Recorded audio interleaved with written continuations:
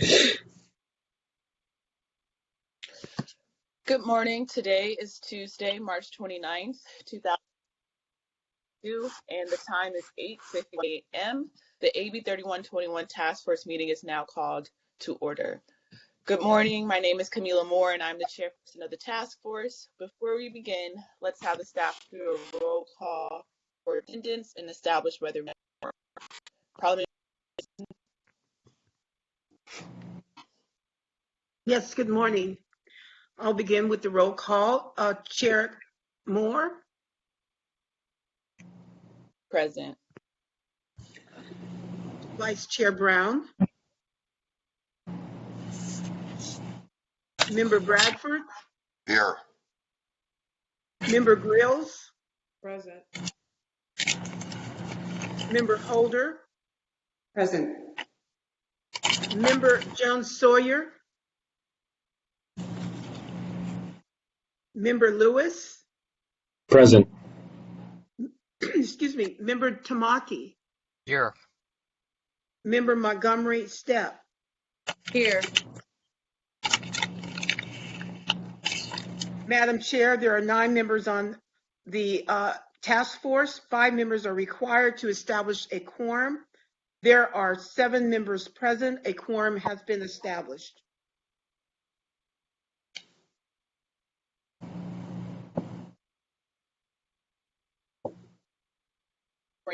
Task force hearing is now called into order officially. Thank you, members of the task force and members of the public, for coming to our March 29th, 30th hearings. From the review of the agenda, you'll see that it is a full agenda and we are already behind schedule. So we are going to go promptly to the public comment period. Ms. Aisha Martin-Walton, you may begin the period. Thank you. Thank you. Good morning, Chair Moore, task force members, and members of the public. My name is Aisha Martin-Walton, and I am with the Department of Justice. The task force would like to hear your public comments. The public comment period will be for an hour and a half. Each person will have 3 minutes. Please be advised that in fairness to everyone, at the 3-minute mark, you may be politely interrupted and your microphone turned off. However, please just know that there's a public comment period during each meeting. There will be a public comment period tomorrow, and the task force encourages everyone to participate. You may also submit written comments to the task force members at any time via email at reparationstaskforce@doj.ca.gov. To participate in public comment, use the raise hand function. Locate the button on the upper right-hand side of the screen. On the sidebar, you'll see the shape of a hand. Click on the hand to prompt the raised hand feature. On our end, we will accept your raised hand. Then you will see a notification at the top of your screen to continue. You have to click continue. You will then be elevated into the meeting as a presenter and automatically muted until it is your turn to speak. Please note that there's a 20-second delay between the attendee and presenter mode, so please keep that in mind as you are being promoted. And today we are using video only because we are having some technical difficulty with the camera. At the conclusion of your comments or at the 3-minute mark, you will be muted again and return back to the attendee level. And we will accept the raise hand function feature as they come in. And Ms. Trini Hurtado will introduce you. She is also with DOJ. So with that, Trini, let's have our first speaker of the morning.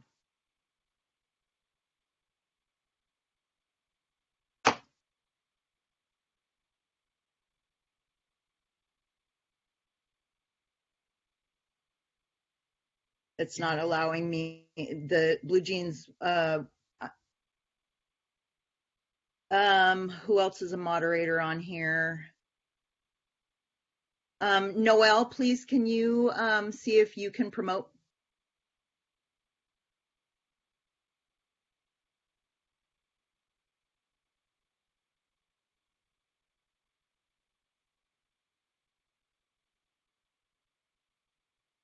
I'm clicking on them and nothing's happening. I do apologize. We've had lots of technical difficulties this morning. Can you hear me? Yes. This is Chantal Chichachi Afia Bacon. Can I go? Yes. Thank I you. was born and raised in Southern California. My maternal and paternal grandparents are the reason I am in California. They left the Jim Crow terrorist environment of Arkansas and Alabama in the early 1950s to build a life in California. My lineage can be traced to 1790s Carolinas and the 1804 to what is now present day Alabama. My family was instrumental in the economic and physical infrastructure of these United States of America. No doubt my family looked forward to what their life would be to survive a horrific experience. I had family who lived through the Civil War and probably heard of Frederick Douglass and were moved to fight for the Union. One of my ancestors would get bold and stand up, but get killed by his enslaver. I am a foundational Black American. I am an American. I am a descendant of American chattel slavery. I know my lineage. I believe cruelty, the unbelievable cruelty and hardship my family suffered and managed to survive long enough that I could exist today is why I support lineage-based reparations. I do not support race-based reparations. I do not support immigration-based reparations. Immigrants from Africa, Caribbean, South America, or parts of Asia who share a Black skin tone that in proximity to Black Americans does not make them us, which is foundational Black Americans, U.S. descendant of chattel slavery, U.S. freedmen. And the discrimination they may experience is because we as Black Americans have not been rightfully repaired, but instead chose as a bottom to the American caste system. Black Americans who share African descent with those who were active participants in the slave trade makes us no more family to those Europeans who participate in our enslavement. Yes, I am, like many others, an amalgamation of mixed blood because of forced migration of my enslaved ancestors, the rape of my enslaved ancestors, the breeding of my enslaved ancestors. Yes, we are a new people and we demand what is owed. No other is owed or even deserve what our ancestors toil for just because they are African descent. Vote yes for lineage-based eligibility. Thank you for your time. Thank you for your comments this morning. Rini, our next speaker. Uh,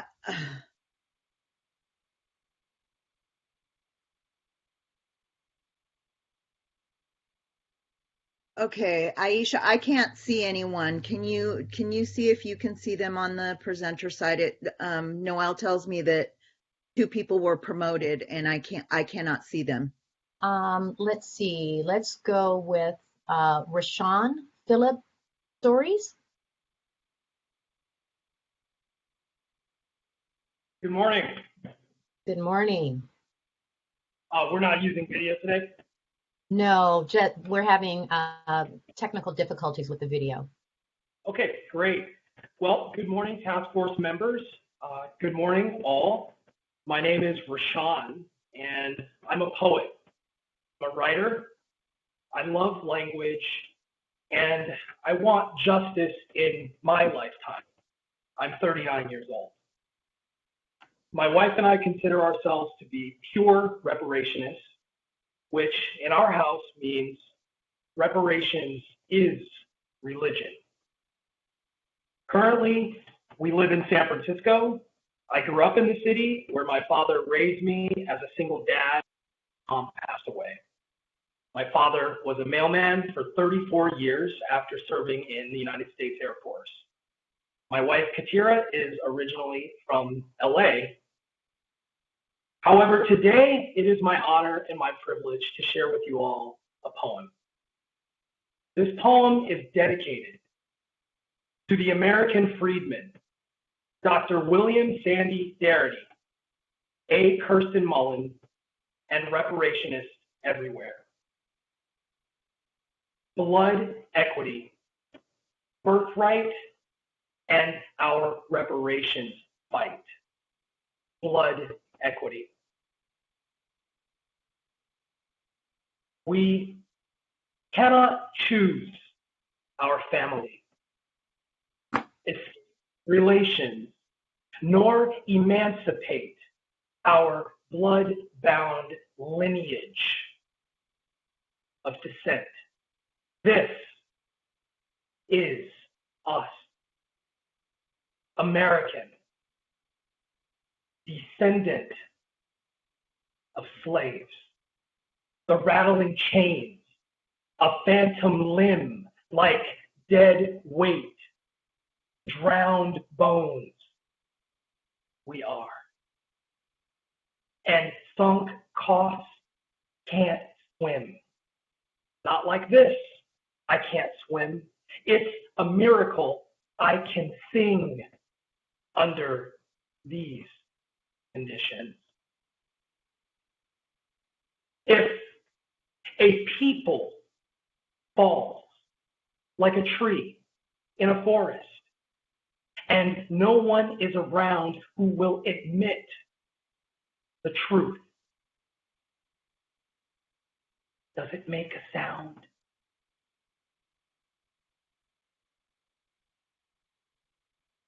Thank you. Thank you, Mr. Soares, for your comment this morning and your poem. Trini, next speaker. Okay, thank you. I'm back in business. Chantel Brown. You've been unmuted. You now have 3 minutes to speak. Chantel Bacon, I'm sorry. Ms. Bacon, you have 3 minutes.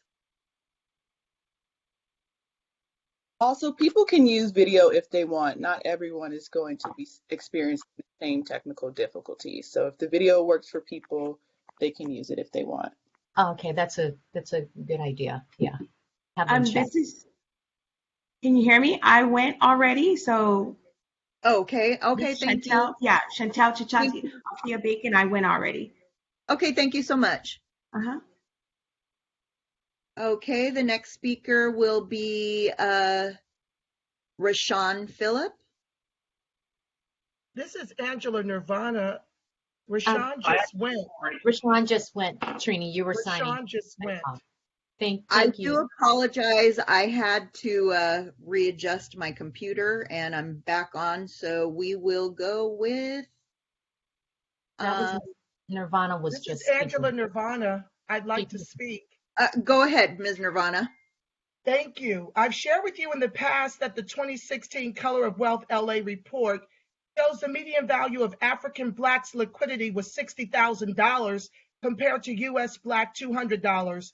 In that same report, the median value of their total assets is $152K, US Black $30K, whites $350K, Asian Indian $460K, and Japanese $595K.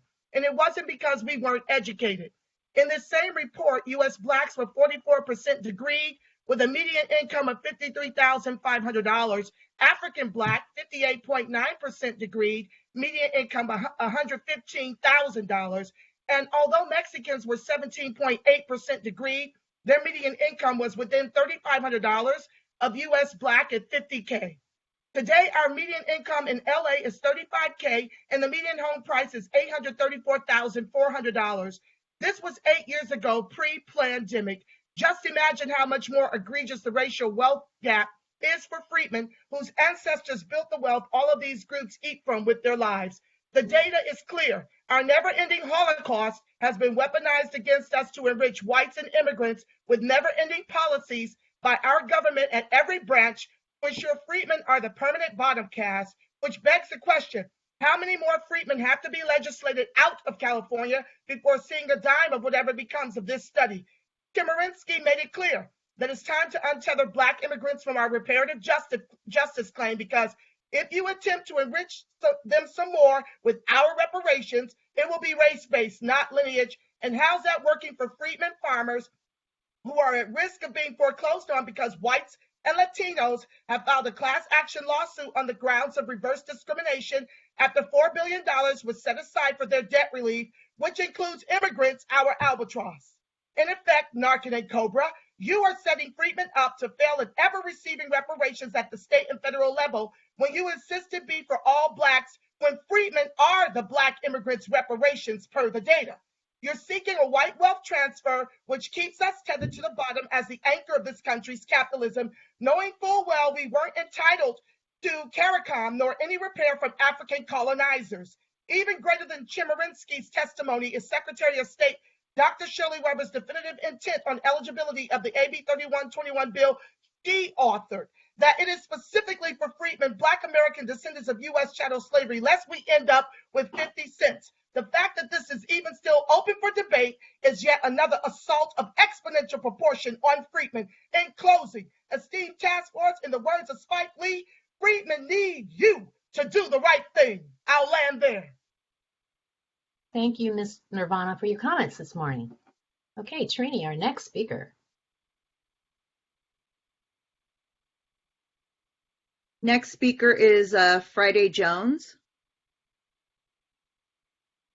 Good morning. The National Assembly of American Slavery Descendants, NASD, is committed to the educating and training of freedmen, the Black American descendants of U.S. chattel slavery nationwide, on civic engagement. By teaching an array of sciences, we ensure that the members can self-advocate at all levels of government. Our mission guarantees the future of freedmen children, preserving our historical lineage and culture for the next 7 generations to come, and advancing principles to heal America and preserve democracy for all. Institute of the Black World 21st Century was awarded 2 grants totaling $3 million as fiscal sponsors for both NARC and NCOBRA by the MacArthur Foundation. $1.5 million in support of NARC's general operations and $1.5 million in support of NCOBRA's non-lobbying activities to support reparations for people of African descent in the United States and the global Black diaspora. An olive branch extended to NARC by NASD LA resulted in Baba Gregory Akili ending the conversation by stating, "Back in the day, positions like yours would get you killed," to the 3 female co-chairs. The olive branch extended to NCOBRA resulted in gatekeeping access to dialogue with Sheila Jackson Lee and NASD's national arm being told to test our work in California. Just because something is written doesn't mean it will be enforced, and they stated they saw no value in meeting with us. Dr. Grills is a NARC commissioner, and it is apparent that NCOBRA and NARC have a Pan-African Global Africa agenda to manifest what Sir Hilary Beckles called an intellectual theory. The leaders of these organizations have rejected the self-advocacy of CJEC and NASD as the heirs of our ancestors' legacy. And now the same organizations that had little influence on the specificity language in AB 3121 and the passing of this legislation are being given prime time as experts to silence the voices of the descendants, like Callie House was silenced by Congress, and like the Freedmen's Bureau was vetoed by President Johnson while he deferred to enlightened public judgment. After 30 and 40 years in this space, where is the work product from the legacy organizations proving the descendant community supports the intellectual theory of a global Africa? We will not dishonor our ancestors and subordinate our reparations claim in California or the United States in an effort to appease foreign heads of state when the people from Skid Row to the rural South live in abject poverty. The California DOJ has a fiduciary responsibility to the people of California and to serve as legal counsel to this body. It would be obscene for this DOJ to not advise this commission on the beneficiary class, particularly if complicit silence means the people foot the bill. I'm unapologetic in support for lineage-based repair. I am Friday Jones, co-facilitator of the National Assembly of American Slavery Descendants and a founding member of CJEC. Thank you for your time. Thank you, Friday Jones. All right, Trini, next speaker, please. Our next speaker is Joe P. Joe P., you have 3 minutes. Hi, good morning. I am an ally of the descendants of persons enslaved in the United States, also known as American freemen. I stand united with this community. I strongly urge the task force to vote for lineage-based reparations as intended by the author, as well as being recommended by the best legal and constitutional experts. I also strongly urge the task force to reject race and harm-based peers eligibility. Race-based legislation would be considered illegal both at the state and federal level, and harm-based lineage would be open to all races throughout the world, actually. The language of AB 3121 is clear. The legislative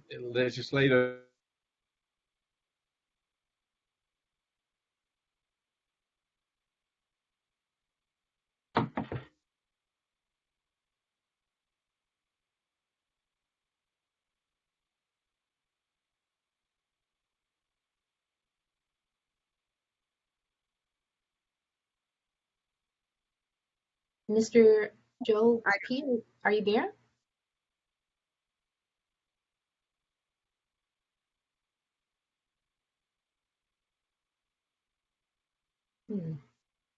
Joe P., are you there?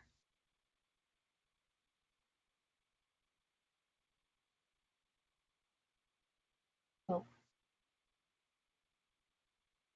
Trini, perhaps you can come back to him. Maybe he will stay on. My only other person that I have that was promoted is Akili. Has that person spoken already? No. Akili?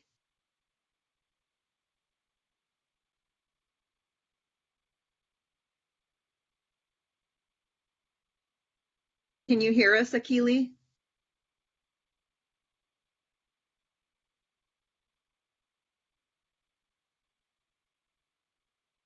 Yes, I can hear you. Can you hear me? Yes, thank you. Please begin. You have 3 minutes to speak. Yes, my name's Akili, and I'm the director of the Fannie Lou Hamer Institute, a core team member with Black Lives Matter LA, the steering committee member with the Black Community Clergy and Labor Alliance, and third vice president of the NAACP. And let me start out by saying that whoever that was that quoted me was lying. Nobody who knows me knows that I use my first name, and I don't use my full first name. So whoever that was that quoted me was lying, a unabashed liar. I never made those comments. I never made that statement. And whoever said that is a liar. I'm calling because I support an inclusive and comprehensive approach to reparations. To focus on lineage is difficult. According to Ms. Annette Harrell, a genealogist who was quoted in the Los Angeles Times yesterday, it would be difficult and divisive. The hurt, harm, and damage that was done through the Holocaust of enslavement and American apartheid has left long-lasting impacts on African Americans and Black people here. Many of the periods many of us came to California from other states that enslaved states escaping enslavement, convict labor, and sharecropping. Black people have been purposely, deliberately, and methodically excluded from the benefits of this country. We need to take the same approach to include us. Let us not take a narrow and divisive approach. Let us start with an all Black people and then prioritize. We have descendants right here in California from Allensworth. What if they can't prove their lineage? What do we do about them? I think that we need to start with all Black people who have been harmed by America in America to be repaired by and in America. It's a understandable approach. And more importantly, I don't want to get into very narrowly defined approaches. We have seen what that narrow approach has done in our community. We have seen the impact of some of us versus the rest of us. Rather than take that very narrow and unsustainable approach, let's start with all of us and then prioritize, move to how we can accommodate, support, and include all of us, because all of us have been harmed in one way or another, either by the Holocaust of enslavement, as I mentioned before, or American apartheid. And so I would urge this committee to start with all and then prioritize, move to the broader, and then look at how we include versus exclude. Thank you for your time. Thank you, Mr. Akili. Trini or Noel, our next speaker, please.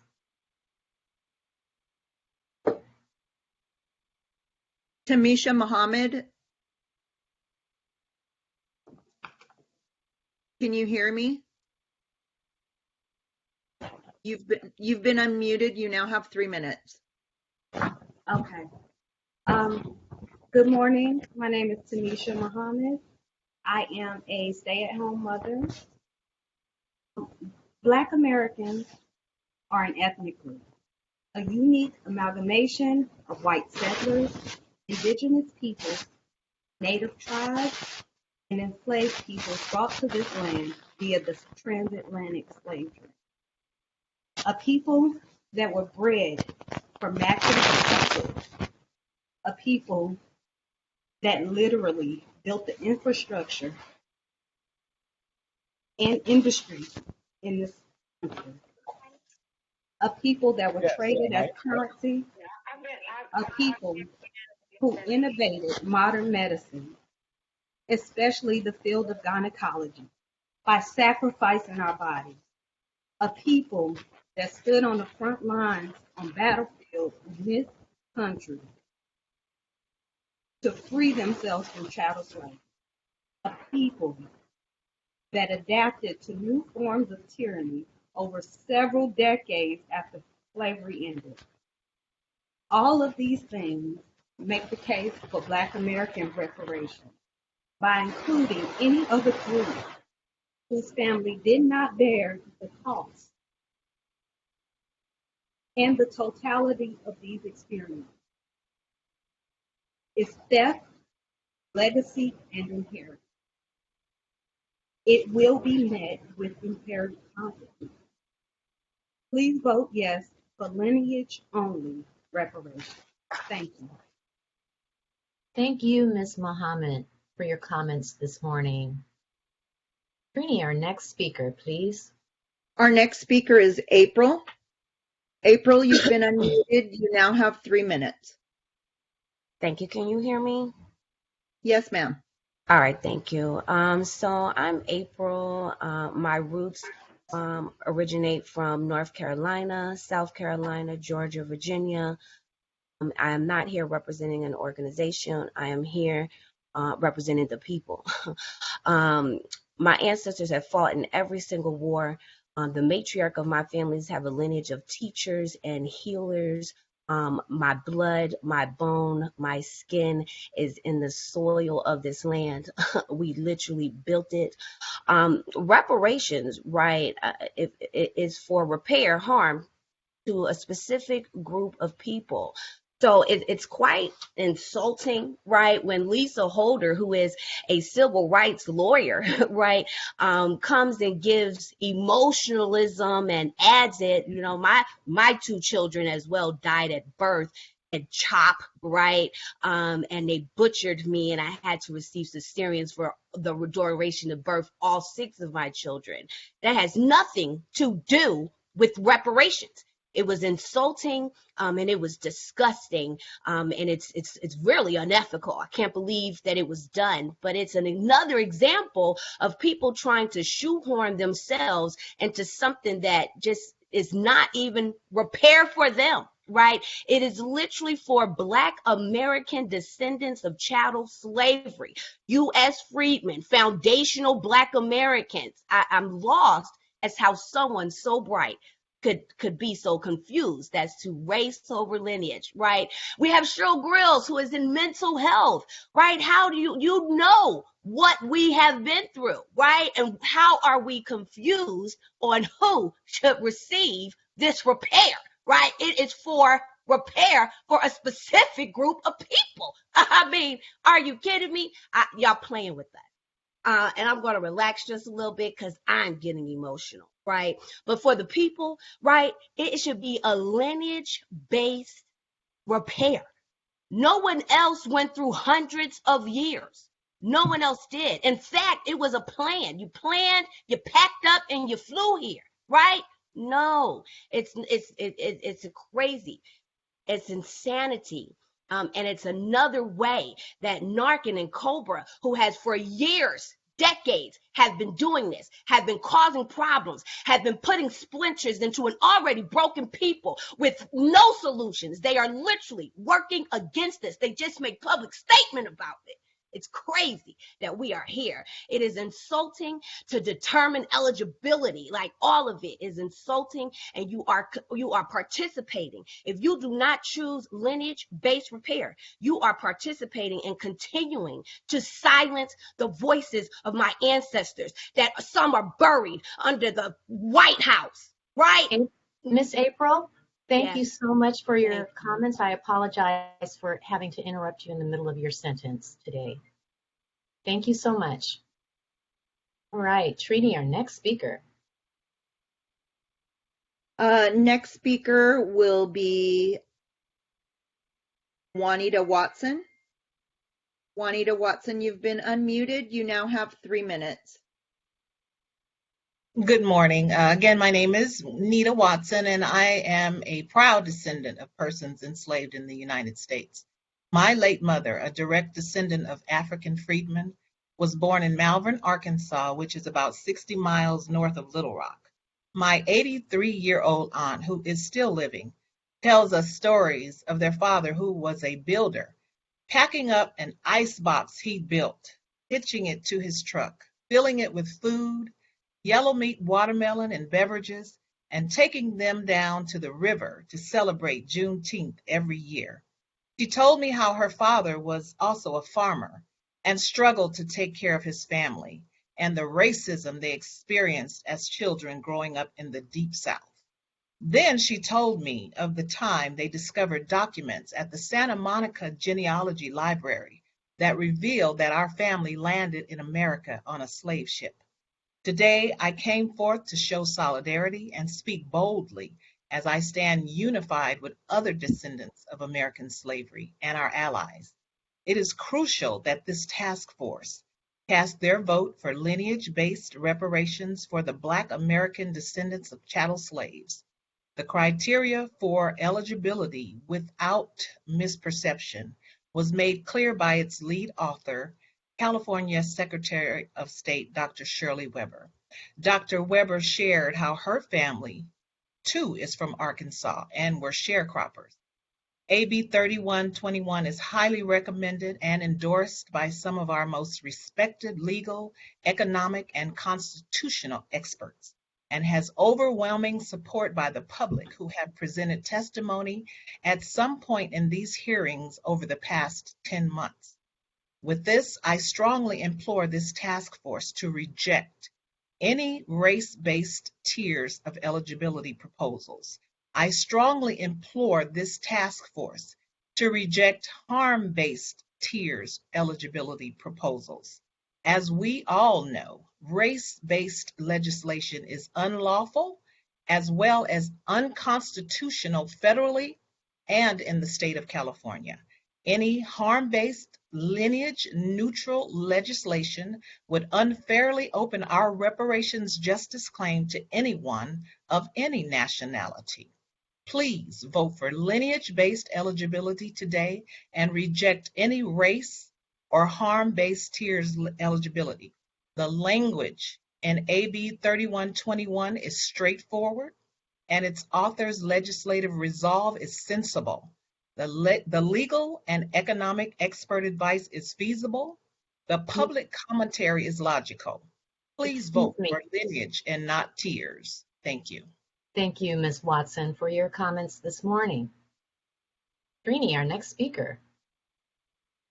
Our next speaker is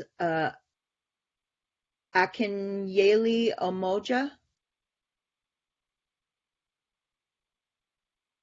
You've been unmuted. You now have 3 minutes. Good morning. How are you? My name is Akinyele Umoja.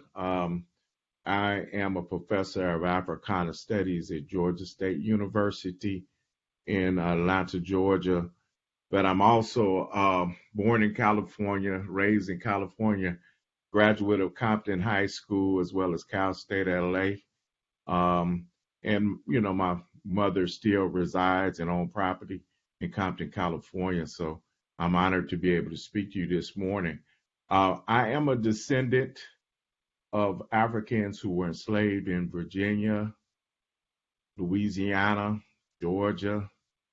My father sharecropped in Mississippi and in Arkansas. And at the same time, I recognize that people of African descent have come here from the continent of Africa, have come here from the Caribbean, other parts of the Americas, and they've become part of our community.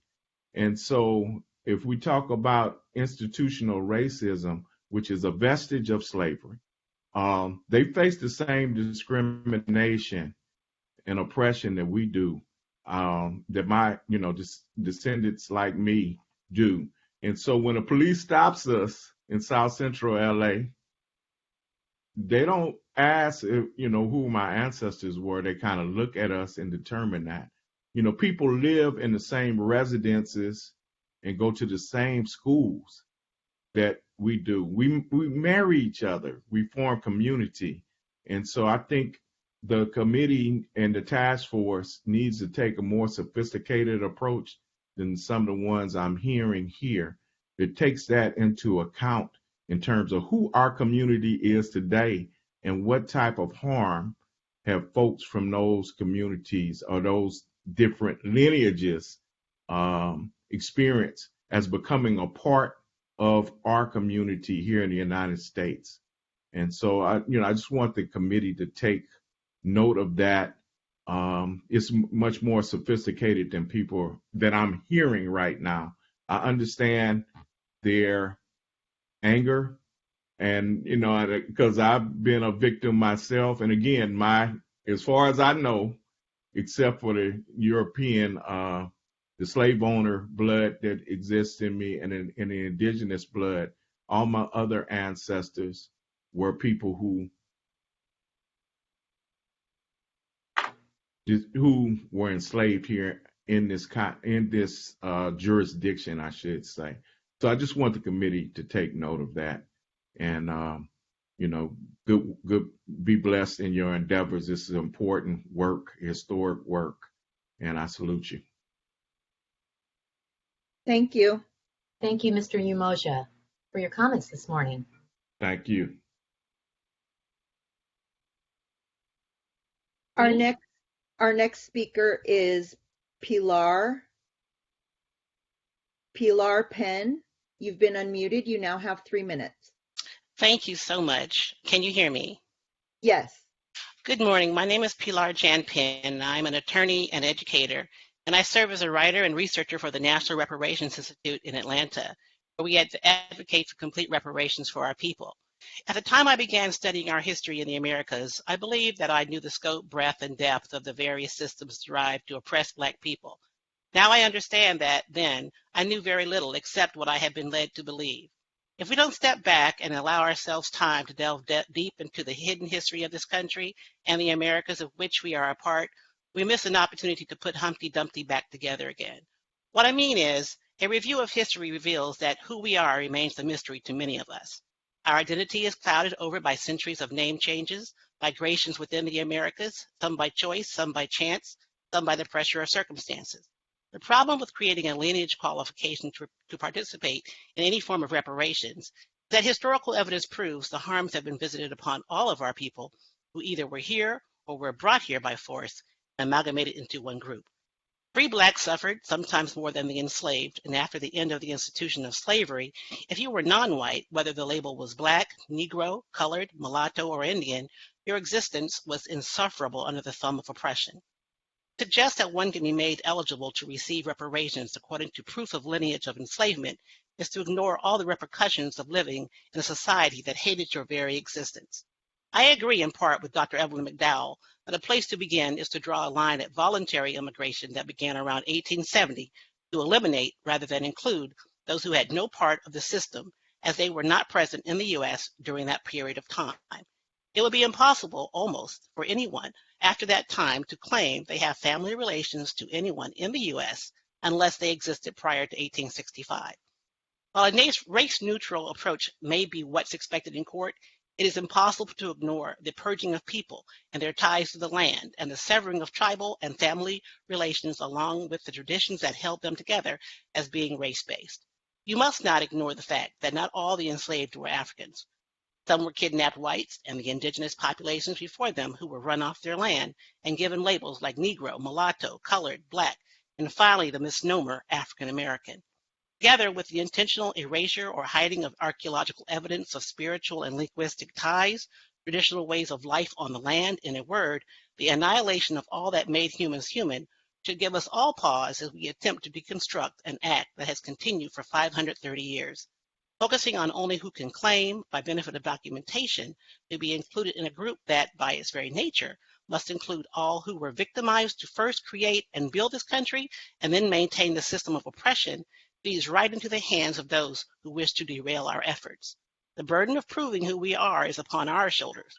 We are not a monolith. We are and always have been a diverse people. That fact must not be ignored. The National Reparations Institute stands at the ready to assist this task force in any way possible. Thank you so much for your time. Thank you, Ms. Penn, for your comments this morning. All right, Trini, our next speaker, please. Our next speaker is Dr. Brian Nichols. Dr. Nichols, you've been unmuted. You now have 3 minutes. Good morning. I'm going to read a portion of a letter that I recently submitted to the task force. I attended the early mornings of the last 2 days of the task force's video conference. I was most taken by the passion and expressions of some of those who spoke during the hour of public comment. Many of those speakers made forceful arguments that eligibility for reparations should be given only to those who can clearly trace their family lineage to American enslavement. Part of the rationale for their heartfelt belief seemed to be that reparations given to those African Americans who could not trace their lineage to enslavement would dishonor the loss of life and treasure suffered by our ancestors. My own awakening to the necessity of reparations was grounded in my many years working in Los Angeles gang prevention and intervention programs. Not only was Los Angeles ground zero for a horribly destructive gang problem, but also, and not coincidentally, for a crack cocaine epidemic and what Michelle Alexander calls mass incarceration. These triple evils, which I consider to have roots in the legacy of slavery, Jim Crow, and redlining, decimated the Black community in Los Angeles. Barely a Black family in the city escaped the reach of this multi-pronged calamity. After many years trying to encourage individual empowerment against enormous multi-generational social forces, I finally landed on the notion that only an intervention at the socio-cultural macro level could contend with the powers that oppress so many of our people. I have come to understand reparations as the appropriately powerful and broad psychosocial public health intervention capable of accomplishing that goal. Therefore, as much as I seek a reparations program that helps address the past multi-generational losses, I also seek a program that is forward-looking in that it dramatically reduces the risk that future shape-shifted versions of enslavement appear on the scene to further the aims of the ideology of white supremacy and its correlate, the myth of Black inferiority. Consequently, my focus is on the 5th UN guideline on the issuance of reparations to historical victims of gross human rights violations, guarantees of non-repetition. Should California make reparation eligibility strictly on the basis of lineage, in keeping with the guarantee of non-repetition, I believe that it is very likely to promote non-repetition of de jure slavery. But what about the de facto progeny of slavery? Jim Crow, redlining, mass incarceration, voter suppression. The apology offered for enslavement lineage suggests no accountability for these other scourges of Black life in America and, consequently, a freedom to repeat. Thank you. Thank you so much, Mr. Nichols, for your comments this morning. Trini, our next speaker. Our next speaker is Arthur Ward. Arthur Ward, you've been unmuted. You now have 3 minutes. All right, thank you. I'm Arthur Ward. I'm a resident of Chicago, Illinois, but I have a lot of family in California who are interested in this, so I'm going to speak for them. So good morning. I'll make this quick. I get tired of others, including our Black elected representatives, always pushing hard to make the descendants of American slaves the mules for all other groups, including Black immigrants. This is ridiculous. My lineage does all the work, absorbs all the pain, suffers through all the deprivation, but when it comes to some kind of justice, some kind of recompense, we are supposed to step to the back of the line and allow Caribbeans and Africans to be prioritized. Taking this long to decide on something that should not even be a question in the first place is an insult. Now that I see how Pan-Africanism works, I am against Pan-Africanism.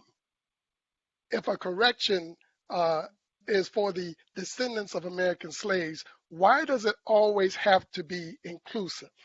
Correction is too good for just Native Black Americans, even though the slavery and abuse and reconstructional failure was exclusively targeted to us. not targeted to Black folks that just landed here voluntarily after the smoke cleared. Tired of this. Got to include Eskimos, Martians, bluebirds, and any African that just flew in yesterday that got his feelings hurt by a random policeman. Really? And he then somehow deserves slavery reparations here? No, he doesn't. Anyone that thinks that he does is wrong. Everyone on this panel understands that a race-based bill at this point is morally, legally, and constitutionally improper. If this were a Jewish American issue, there would be no question as to eligibility. There would not be this level of open disrespect. Everyone would respect the legalities and sensitivities involved. Everybody on this panel would stay on subject. As a special and designated group of people that built this country, we exclusively deserve that special respect, and we should not have to demand this.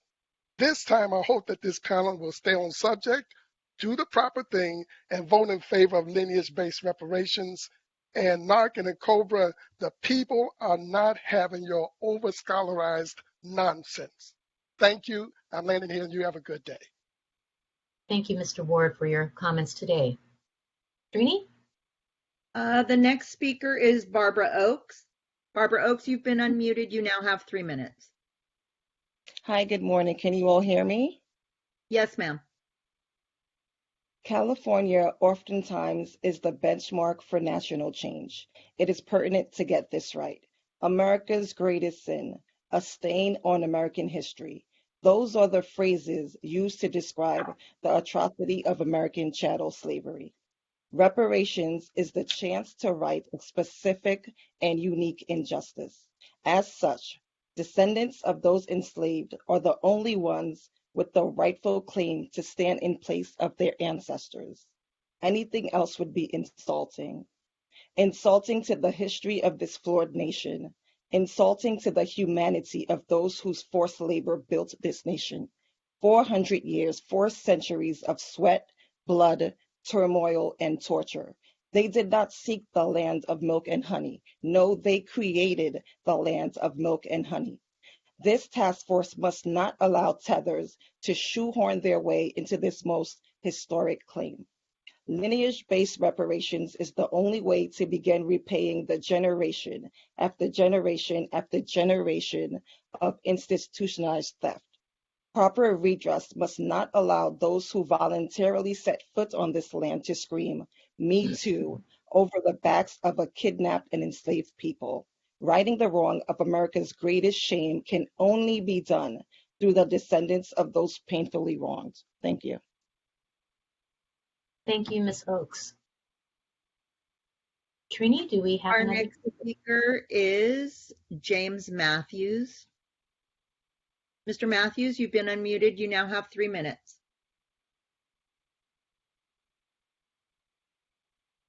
James Matthews.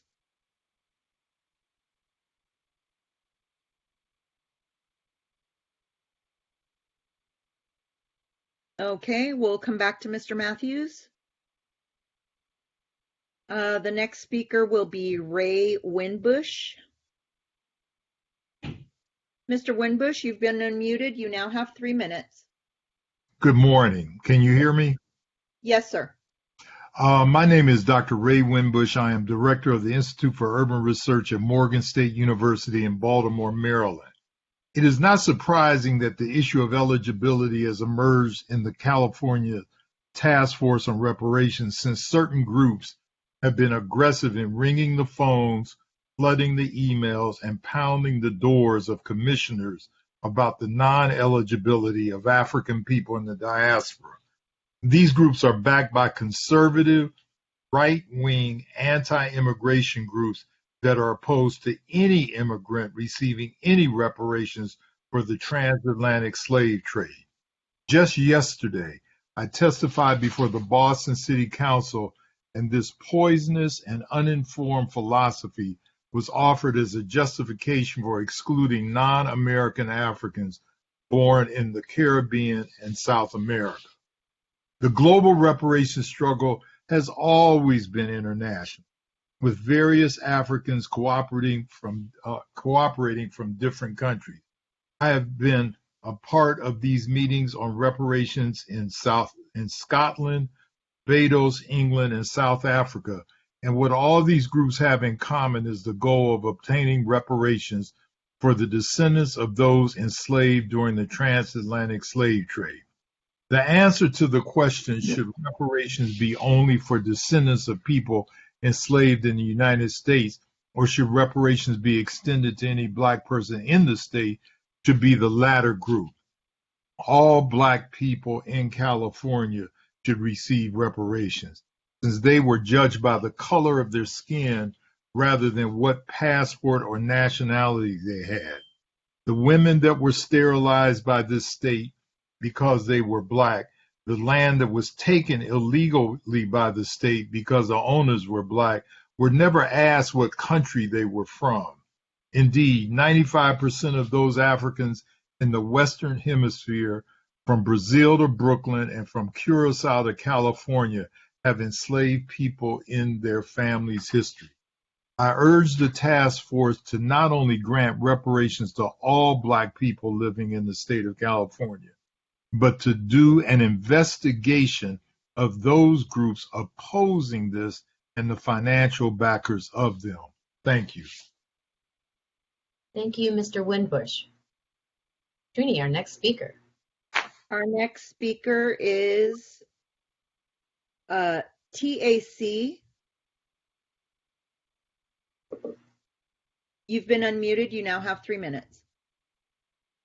Hello, panel. Can you hear me? Yes, ma'am. Great. Good morning, task force panel. My name is Dr. Tish Crawford, and I'm a member of California Black Lineage Society. I'm a proud descendant of an unknown name of a person enslaved in the U.S. and also an American freeman. I stand united with my community of descendants of unknown and known descendants who are buried in the killing fields of slavery. I strongly agree that this task force to vote for lineage-based reparation eligibility intended by the author of AB 3121, Secretary of State Shirley Weber, as well as recommended by the best legal and constitutional experts. To not do so is a vote to erase our ancestors and to re-traumatize our descendants again. I strongly urge the task force to reject any race or harm-based eligibility proposal. Race-based legislation is illegal and unconstitutional in California. And once again, you're re-traumatizing our ancestors, which is not okay. Any harm lineage neutral legislation would open reparations to anyone and any race, and once again to erase the descendants of the enslaved persons who died in that killing field. Reject race or harm-based tier eligibility. The language in AB 3121 is clear. The legislation intent is clear. The legal advice is clear. And most of all, the public is clear.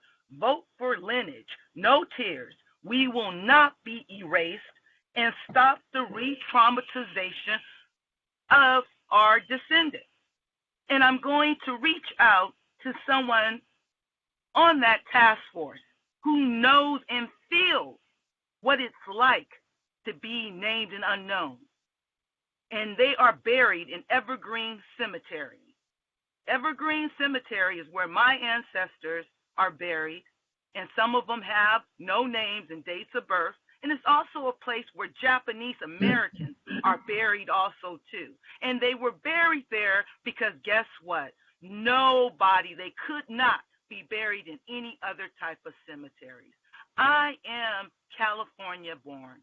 I am a descendant of an unknown person, an unknown slave who died in that killing field, that moved forward and gave my family birth. They gave birth to a doctor. They gave birth to a police captain. They gave birth to an academic, quote unquote, teacher. This is really and truly deep in my heart, to the point where, yes, we created the California Black Lineage Society because those ancestors are important Me, to us. Dr. Crawford. Dr. Crawford, I'm Thank so you. sorry to interrupt you in the middle of your sentence this morning. Thank you for your comments. Thank you very much, panel. Please do the right thing. Lineage based. Next speaker, please. Thank you. Our next speaker is Cheryl Cobb. Cheryl Cobb, you've been unmuted. You now have 3 minutes to speak. Hello, can everyone hear me? Yes, ma'am. Okay, my name is Crystal Cobb, actually. I'm sorry. Oh, no, no problem. It happens all the time. I would just like the task force to know that I am a descendant of U.S. chattel slavery living in Sacramento. My parents came from Mississippi and Tulsa. My father served in the U.S. Air Force, and my brother served in the Navy. I just wanted to quote from The Color of Money by Mirza Baradaran, Chapter 1, page 10. Slavery, America's original sin, according to James Madison, created the foundation of modern American capitalism. It was slavery and the blood drawn with the lash that opened the arteries of capital and commerce that led to U.S. economic dominance worldwide. The effects of the institution of slavery on American commerce was monumental. 3.2 million slaves were worth $1.3 billion in market value, almost equal to the entire gross national product. Slaves are also a valuable store of capital because they were liquid assets that could be exchanged on markets more easily than other forms of property. Slavery's unparalleled bounty is what caused many Americans to tolerate such a barbarous institution. Growing international demand for cotton fueled the growth of slavery, and the legal and political arms of the state maintained and protected it. More cotton led to more profits, which led to more demand for slaves, which led to more legislation supporting slavery, and then even crueler methods of oppression to extract more work from slaves. We're all aware of this information. The point is that a specific debt is owed to a specific group of people whose ancestors were brought here in chains and were used as unpaid labor, among many other heinous acts. And those are those of us who descend from U.S. chattel slavery. I am asking the task force to adhere to the intent of Dr. Shirley Weber's language in AB 3121 in that reparations are for descendants of U.S. chattel slavery, and to also follow the advice of Erwin Chemerinsky, who made it clear that a reparations claim should be race neutral and lineage based to hold up in our California courts and not be ultimately struck down by the U.S. Supreme Court. Thank you so much. Thank you, Ms. Cobb, for your comments. Trini, our next speaker. Our next speaker is Michael Hicks. Mr. Hicks, you've been unmuted. You now have 3 minutes. Hey, can everyone hear me clearly? Yes, sir. Thank you very much. Good morning. My name is Michael Hicks. I am a co-founder and board member of the NCCFR, that is the National Coalition of Churches for Reparations. I am a proud descendant of persons enslaved in the United States, also known as the American freedmen. My lineage goes from my mother's side of the family, Limestone County, Alabama. On my father's side of the family, my lineage extends to Hinds County, Mississippi. I stand united with my community of descendants, and I strongly urge this task force to vote for the lineage-based reparations eligibility intended by the author of AB 3121, Secretary Shirley Weber, as well as recommended by our best legal and constitutional experts. With listening to all the testimony this morning, one thing that we have to keep in mind, I want to push back on the concept that the opinions of the people are not sophisticated, quote unquote. I would say they are quite sophisticated because these are people that understand that they have been the burden bearers of generational poverty and being permanently placed as a bottom caste. I strongly urge this task force to reject any race or harm-based tiers eligibility proposals. race-based legislation is illegal and unconstitutional in Florida and federally. For any harm-based, lineage-neutral legislation, it opens up reparations to anyone of any race, and it allows the opportunity for our righteous demand for justice in this nation, the nation that our ancestors built, to be denied because of legal barriers, legal technicalities, and white supremacy.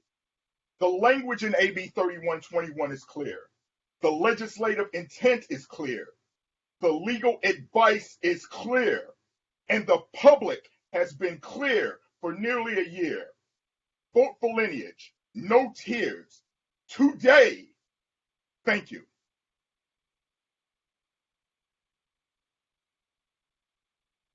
Thank you so much, Mr. Hicks.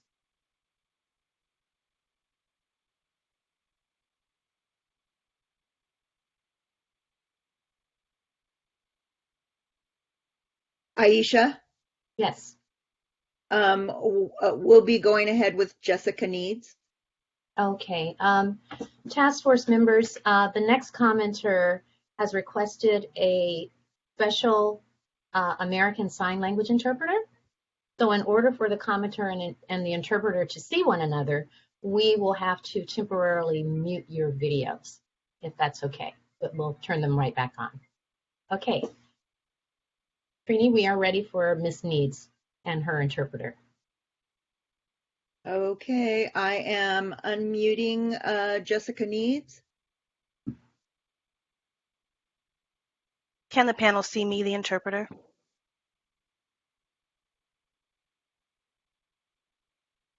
No.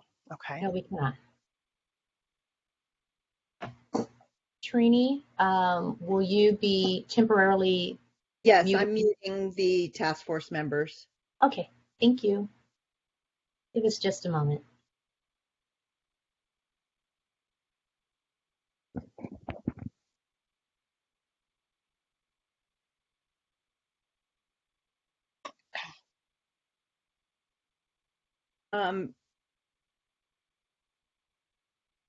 Jessica, I do not see your camera.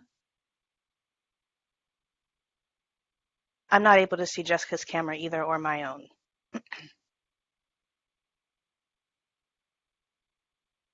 Okay. Let me turn mine off as well.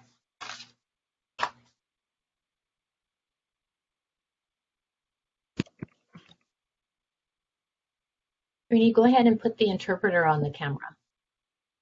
Okay. She is on. You can see me now. No, Sydney, do you have on your end, there should be a settings button on the right-hand side of your screen. It should look like a little cogwheel. Oh, now we can see her. Oh, now we can see me you. now? Perfect. Yes. Okay. And then Miss Jessica, if you can see a settings button on the right side of your camera, on the right side of your screen, it's a little like a cogwheel. If you click on that and then click on your camera.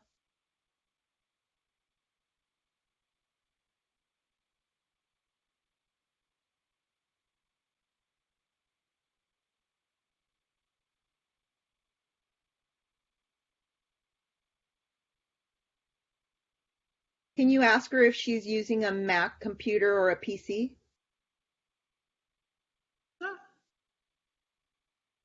I can ask. I can't. Oh, Okay, now I can see her. Now we're okay. Perfect. Okay, we can see each other now. Thank you. Okay. Dang, I want to apologize about that. Some technical issues there. I was trying to get it together with my camera. I have 3 minutes to speak, correct? Yes. Yes, ma'am. Okay.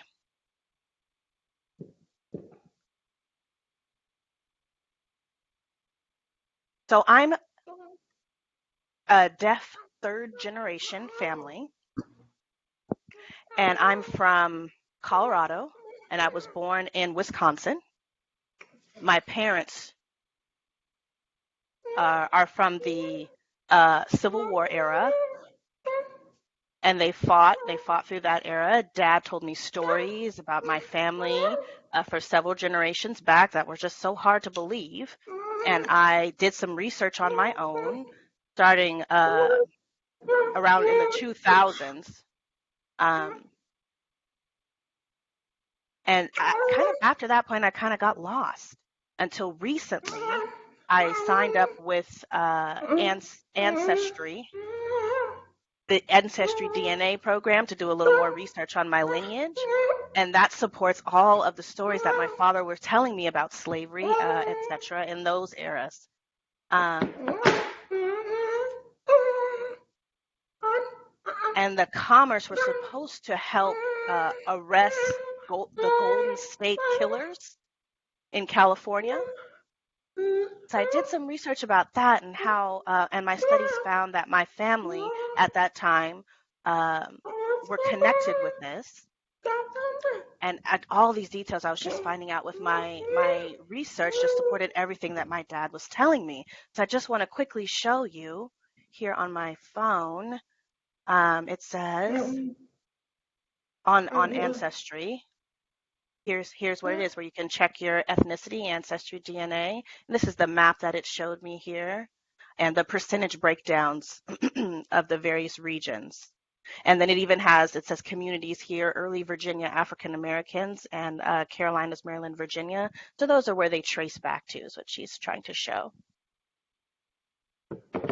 So once I saw that, I wanted to really be able to vote and support lineage-based reparations.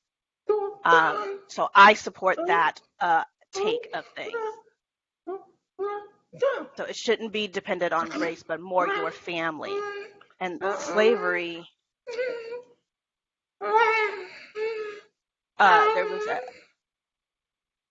there was a family with the Grayson last name that we were tied to, and the wife's name is Shanty.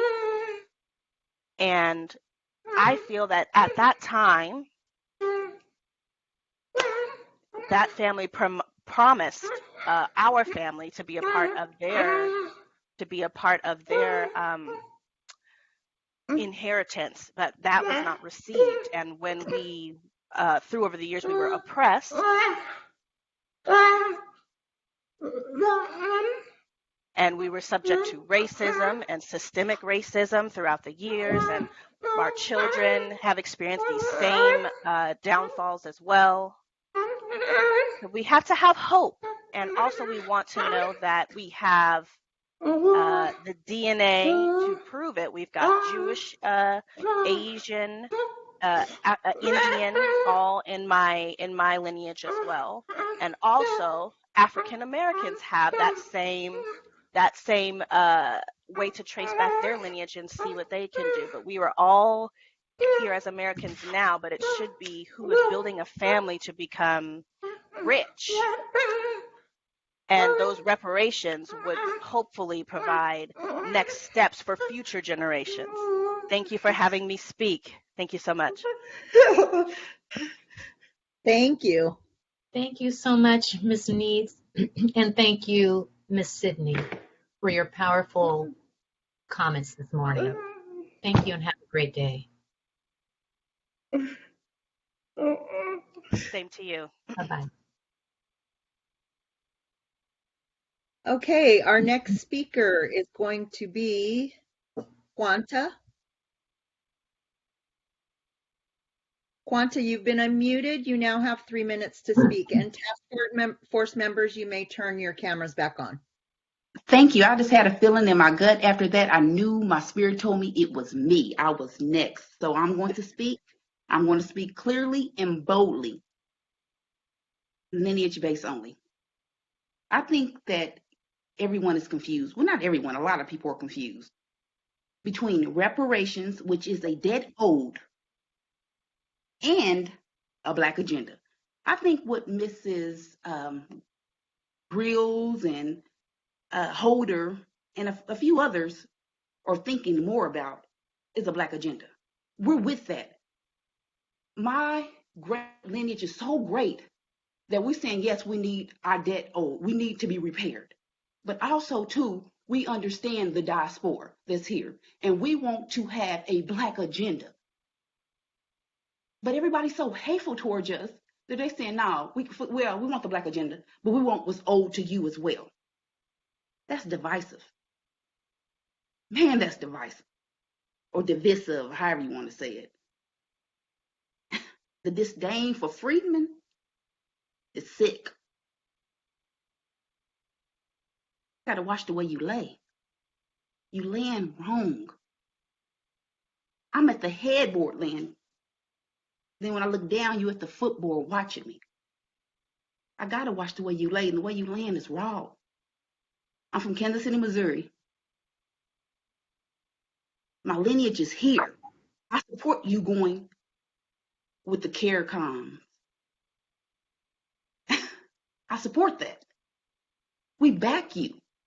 But you're trying to shoehorn yourself into something that's old, a debt that's old. I come from a lineage that's owed something. And you guys are confused. So I'm trying to help you get on the right and right, as they say. This is a reparations that is specifically for a Pacific people. And the Black agenda that you're trying to push over reparations is uncool. And we're not going to allow it. Tamaki, you're not divisive, I know. Grills, I hope you're not divisive, I know. You're trying to push a Pan-Africanist mindset, which is okay, cool, fine. But let me be who I be. I'm freedman. Let me come up that table as a freedman. Quit telling me who you think I should be. It's not fair. You telling me that, hey, shoot, it's supposed to be the whole diaspora. And I say, okay, well, fine, I'll sit down at the table. Then you tell me, no, ma'am, you're going to sit over here. And also, too, you're not Negro. You're not freedman. You're African. And I said, no, madam, I'm not. No, I'm not. I have African ancestry, which I'm happy for. God bless. Heck yeah, we wear it proud. You know, African Americans, as we say, freedmen, we're that part of us proud. But we are not African. Yes, you are. No, madam, I'm Negro. This is who I am. Respect me. You're going to put some respect on me. Like my girl, Michelle Obama said, who is of the same lineage that we're talking about now. Respect us. Let us come to the table as who we are. Quit trying to push and force something that we're not. We should be able to sit down at this table as who we are. Excuse me, Ms. Quanto, I'm so sorry to interrupt you. Thank you for your comments, though, this morning. Thank you. You're welcome. All right, our next speaker, please, Trini. Next speaker will be Alexis. Alexis, you've been unmuted. You have 3 minutes. Hello, Task Force. Can you hear me? Yes, ma'am. Oh, thank you. Yes, my name is Alexis, and I am a descendant of freedmen on both sides of my family. And I definitely support all of my brothers and sisters in the diaspora, but we have to remember that reparations, its intent from the beginning of Special Field Order 15, is specifically to the American freedmen. That debt has been unpaid as of yet, and then goes specifically to the descendants of American freedmen. Any other move on here is going to be difficult. It is easy to prove our lineage. And let's remember the intent of the bill is for the descendants of American freedmen. I implore you to vote specifically on lineage-based reparations. Thank you. Thank you, Alexis. Next speaker, please. Trini? Next speaker is Cam Howard. You've been unmuted. You now have 3 minutes. Thank you, Task Force. Cam Howard with NCOBRA. It is my understanding that the question presented here on eligibility is one that wants to ensure that those people most injured by the racist anti-African crimes are ensured repair. One notion is that only Blacks who can prove enslavement ancestry in America should be eligible. We reject this position for several reasons. First, This would in fact have a limiting effect on those who actually are descendants of Africans enslaved in the United States. Most experts looking at this issue would agree that a large portion of this group would not be able to prove ancestry in a timely fashion, if at all, rendering them ineligible for repair. This would certainly dismiss those Blacks who came after enslavement, but would also dismiss 20, 30, or possibly even 40% of Blacks who fit this category, but could not technically prove it. Secondly, we are 100% accurate in saying that the minute a white person steps on the shores of America from elsewhere, they are afforded the privileges, benefits, and protections of whiteness. These privileges, benefits, and protections are the result of 400 years of crimes and atrocities committed against Blacks. It allows them to move to the front of the line above every Black person and pushes Blacks back, not because of a particular period of harm they came to the United States, but because they are white. And because of these benefits, they must pay through their taxes, reparations also, we argue. Conversely, the same is true for every person of African ancestry and heritage. The minute they step foot on these shores, they are subjected to the racist biases, prejudices, hatred, subjugation, verbal, emotional, spiritual, and physical attacks associated with anti-Blackness. The recent Haitian-Mexico border event was an undeniable testament to this truth. And finally, there were 3 periods of crimes toward African heritage people in the US: enslavement, Jim Crow apartheid, and the post-civil rights apartheid era that we're now experiencing. Those of us who considered ourselves Black Americans or New Africans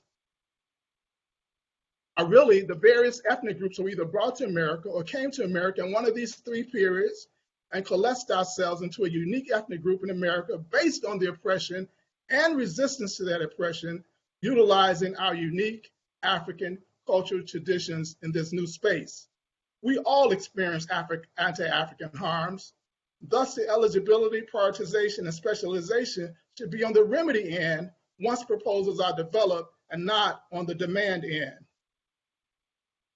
Using this format allows us both to honor all of us who have been injured and to emphasize remedies specific to the degree of the injury that we occurred. This is where lineage may come into place, but not on the front end.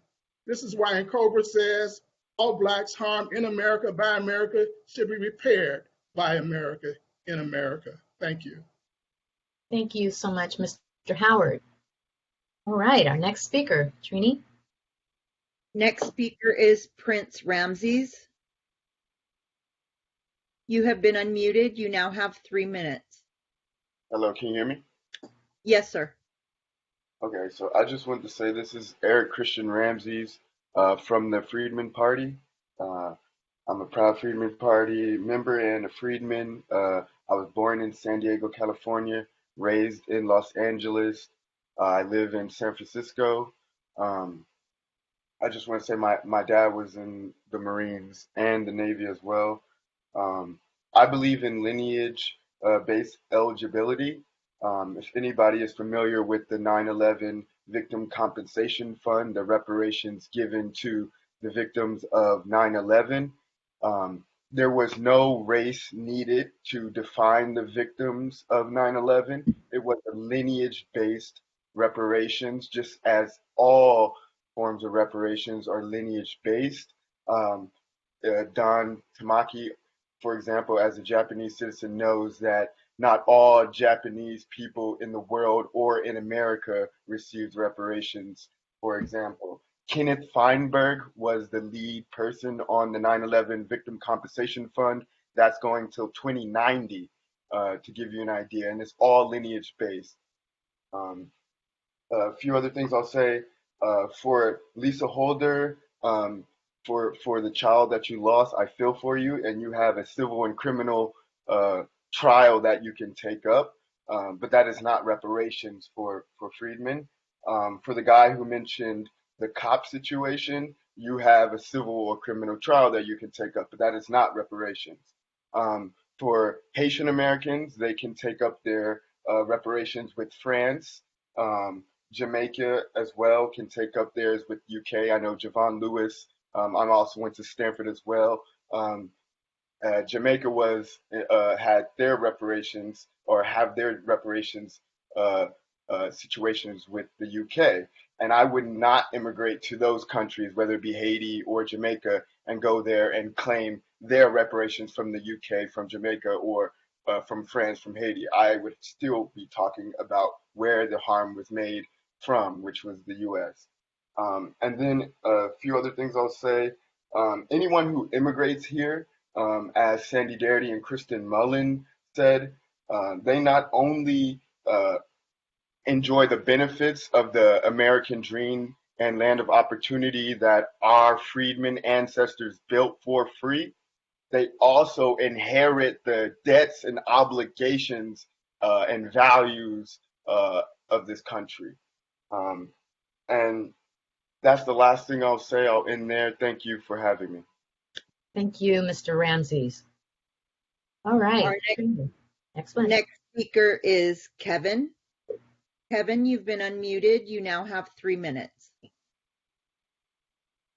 Hey, can you hear me okay? Yes, sir. All right, perfect. All right, so I want to say that I don't know if, well, I'm pretty sure some people know it. I know some people know it, but in this country, the number one threat, or should I say the number one, target of the white power structure in this country is Black Americans who come from U.S. slavery. It's not all Black people. It's specifically Black Americans who come from U.S. slavery. One, because we're the biggest threat, and two, because we're owed the biggest debt. There's a concerted effort to keep Black Americans who come from U.S. slavery at the bottom. That's why whenever anything comes up to repair Black Americans from slavery, we always have to include everybody else. That's the number one tool that the white supremacists on the left use to avoid having to repair Black Americans. You look at affirmative action, same thing happened with affirmative action. They included all these other groups, and now I think, if I'm not mistaken, white women benefit more than anybody now. But it came because they started including all these other groups. That's the exact same thing they're trying to do with reparations now. And NARC and NCOBRA are the main ones that are pushing this nonsense. When you hear Greg Carr come on, he's going to talk the same stuff. I also have to say, I also thought it was pretty despicable that Lisa Holder and Cheryl Grills, instead of sticking to the facts, because they knew all the facts were on lineage-based reparations, they used a bunch of emotional manipulation to try to convince us to include immigrants in slavery reparations, even though those immigrants came after slavery. And even when the expert testimony said it's going to make it less likely to stand in court, they're still pushing it. They ignored all that and just went to emotional manipulation. That's NARC 101, NCOBRA 101. So let's just stick to the facts real quick. The facts are Black Americans who come from U.S. slavery built this country for free by force while going through rape, while going through murder, torture, lynchings, having our children sold. We built this country by force. We're promised 40 acres and a mule. We never got it. And we're owed reparations because of that. That's the anchoring of it. Nobody else can claim that. On top of that, the lead attorney lets you know it's less likely to hold in court if we do it by race-based and harm-based, which basically includes everybody. That's basically all lives matter reparations, which is very disrespectful. It's actually despicable in my opinion, I have to say. Lineage reparations should be the only reparations that are considered, period. Again, there's a concerted effort in this country to make sure Black Americans who come from U.S. slavery stay at the bottom. The main tool that the left uses is to include everybody in everything that Black Americans are trying to get. Excuse me, Kevin. So sorry. Thank you so much for your comments this morning.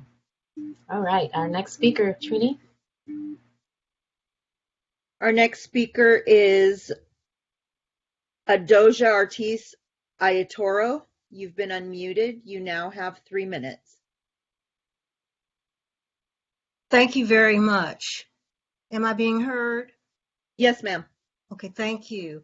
My name is Adjoa Ortiz Ayatoro. I am a founding member of NCOBRA. National Coalition of Blacks for Reparations in America, and served as its founding co-chair and the chair of its Legal Strategies Commission. I'm a member of the National Conference of Black Lawyers, NCBL, and in 1987, I was its national co-chair at the time NCBL became one of the 3 founding organizations of NCOBRA. I am a descendant of enslaved Africans. I am a legal expert that knows that it is constitutional to develop a reparations proposal or reparations plan that is based on race and injury. That is the Japanese American Restitution Bill.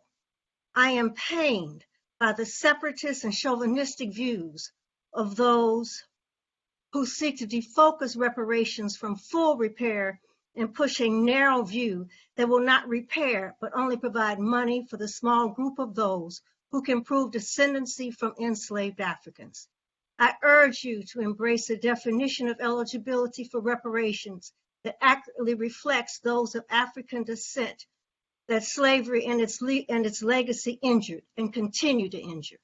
Those injured include descendants of enslaved Africans and freed Africans and those of African descent who came to the United States after emancipation, who look Black and who continue to be treated as less than whites because of the legacy of slavery, the anti-Blackness of which it was based and on which the continuing disadvantaging of African descendants Black people is based. I know you're receiving testimony on the continuing legacy of slavery in the criminal punishment system. As my friend and fellow reparationist Charles Ogletree said some years ago, it is an unbroken chain from slavery till now. I would add the links are different. African descendants, African Americans are no longer in the chains, but the operation of the punishment system that targets us for harsher punishments, including death, has not changed. There are also many scholarly studies that provide evidence that this pattern continues virtually in all major areas of life in the United States, including healthcare, employment, and education. Scholars such as Lewin Wang, healthcare, and Andrew Owachi Willig, employment, as well as many others, attest to the continuation of anti-Blackness that is the legacy of slavery, its direct descendant. Providing reparations only for those who can prove their descendancy from enslaved Africans is yet another win for white supremacy, as it dismisses and devalues the harms done to African descendants not enslaved, who were injured by slavery due to their Blackness and who are injured by the legacy of slavery due to that Blackness. Thank you very much for this opportunity. And we know that when you look at reparations, it's more than a check. It must be, if the injuries caused by slavery and can be changed, can be remedied. Thank you. Dora, thank you so much for your comments this morning. Our next speaker, please. Rini. Our next speaker is Michael Ingram. Mr. Ingram, you've been unmuted. You now have 3 minutes. Can I be heard? Yes, sir. Thank you and good morning. I'm a proud descendant of persons enslaved in the U.S., and I appreciate the opportunity to make comments today. I had a prepared script that I'd like to read from, but I also have a question based on some of the comments that I've heard earlier, and that has to do with people that might have come here after a certain period of time, namely, and particularly after the civil rights movement in the U.S., where we know before 1965, more than 99% of the individuals that might have been classified as Black were indigenous, we'll say, to this country. They had suffered through the slavery and Jim Crow and whatnot. My question, the sophisticated question that I'd like to pose based on that information is, why would anyone understanding the racist history of this country with dark skin come here? Because my understanding is that it would not be to participate in a struggle that had already well taken place. So if you know that this place is a racist place, why would you come here if you thought you had to participate in that racism as a victim? In any case, I'll continue to say that I was born almost 55 years ago, as an American Negro in South Carolina. My great-grandfather, whom I knew, was a sharecropper and had to move around in the area where I was born multiple times, taking his family of 9 with him because of some of the injustices that we're talking about compensating today. Specificity matters and lineage matters. Otherwise, you don't have reparations, you have a program. In any case, I'll continue with the statement that was prepared to say that I stand with my community of descendants and I strongly urge this task force to vote for lineage-based reparations eligibility intended by the author of AB 3121, Secretary Shirley Weber, as well as recommended by our best and legal constitutional experts. I also strongly urge this task force to reject any race or harms-based tiers eligibility proposals. Race-based legislation is illegal and unconstitutional in California and federally. And any harms-based lineage-neutral legislation would open reparations to anyone of any race. Vote for lineage-based eligibility today. Reject race or harms-based tiers eligibility. The language of AB 3121 is clear.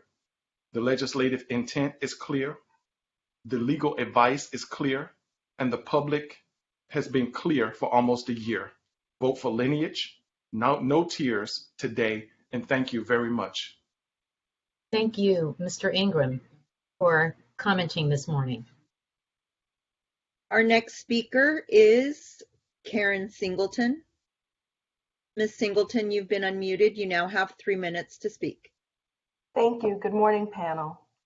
My name is Dr. Karen Singleton, and I'm a clinical psychologist with a trauma specialty calling from Cambridge, Massachusetts. We believe your actions in California will have a wide-reaching effect, and we will be listening closely to what you decide here in Cambridge and beyond. As a Black psychologist, I've seen Black women and men in groups and individual therapy for over 2 decades. I've seen clients who identify as gay and straight and non-binary, having few economic resources, being very financially comfortable, attending community colleges, elite colleges. And what I've seen with these students, adults, families, people who are born abroad, people who are born here, the common denominator I've observed is anti-Blackness. It's the common thread that I feel has been carefully crafted in this historical scarf that continues to choke the clients that I've seen, that continues to plague them and threaten them and really be a threat to their safety and to mine, and holds its grip tightly and keeps them from flourishing and thriving and honestly just existing and living their life in a way that feels safe and whole.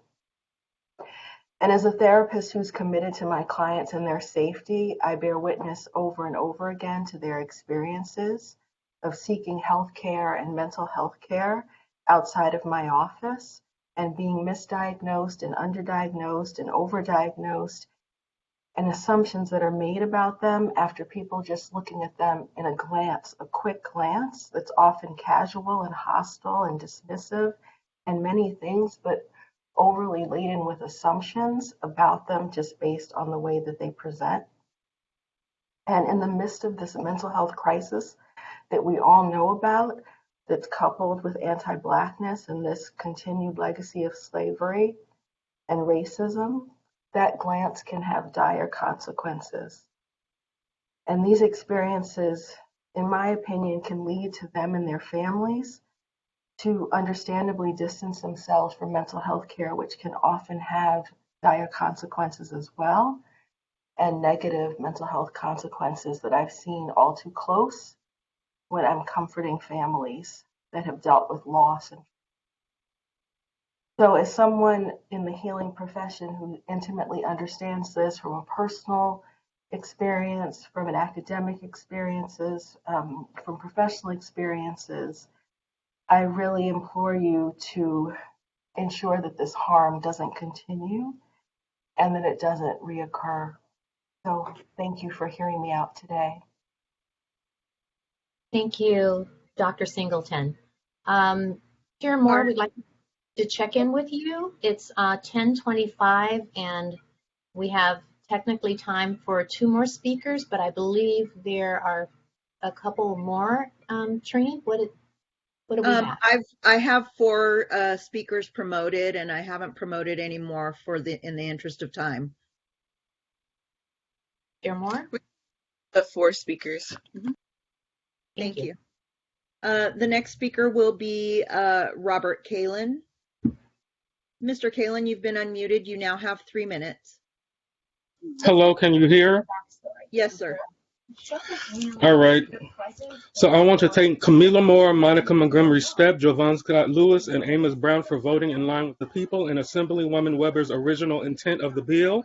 I move to demand a special council meeting from the DOJ to inquire about the removal of Cheryl Grills and Lisa Holder.